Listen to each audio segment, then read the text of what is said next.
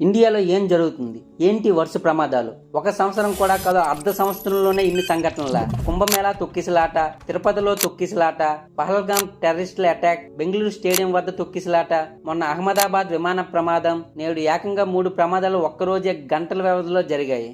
అహ్మదాబాద్ విమాన ప్రమాదం మరణాల సంఖ్య పూర్తి అవ్వకముందే ఉత్తరాఖండ్లో హెలికాప్టర్ ప్రమాదంలో పైలట్తో సహా 7 చనిపోయారు. ఇందులో 10 సంవత్సరాల రాశి అనే చిన్న పాప కూడా ఉంది. కాగా అహ్మదాబాద్ విమాన ప్రమాదంలో మరణాల సంఖ్య రోజు రోజుకి పెరుగుతున్నాయి. ప్రయాణికులు, మెడికల్ విద్యార్థులు, స్థానికులు మొత్తం కలిపి మొదట 265గా ఉన్న ఈ సంఖ్య తరువాత 274కి పెరిగి ఇప్పుడు ఏకంగా 279కి చేరింది. ఇంకా మృతుల సంఖ్య పెరిగే అవకాశం ఉందని అంచనా.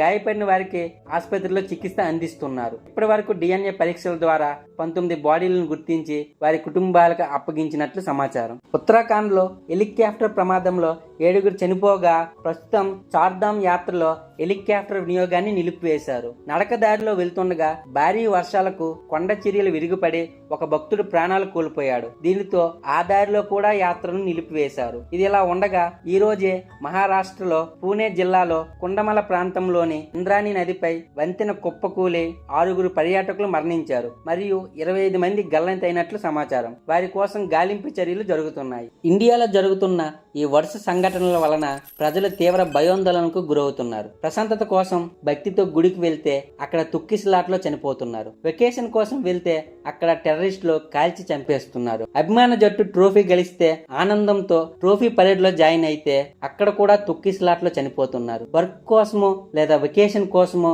ఫ్లైట్ ఎక్కితే అది కూలిపోతుంది. పోనీ ఎక్కడికి వెళ్లకుండా హాస్టల్లో మన చదువు మనం చదువుకుందామంటే విమానం వచ్చి మన మీద కూలిపోతుంది. లైఫ్ అనేది మన చేతుల్లో ఉండదు. ఎప్పుడు ఏం జరుగుతుందో ఎవరికీ తెలియదు. మన విధిరాతలను మనం మార్చలేం. కావున ఉన్నంతకాలం హ్యాపీగా ఉందాం. జై హింద్. ఈ వీడియో మీకు నచ్చినట్లయితే లైక్ చేయండి, నలుగురు షేర్ చేయండి, మరియు సబ్స్క్రైబ్ చేయండి. Thank you for watching.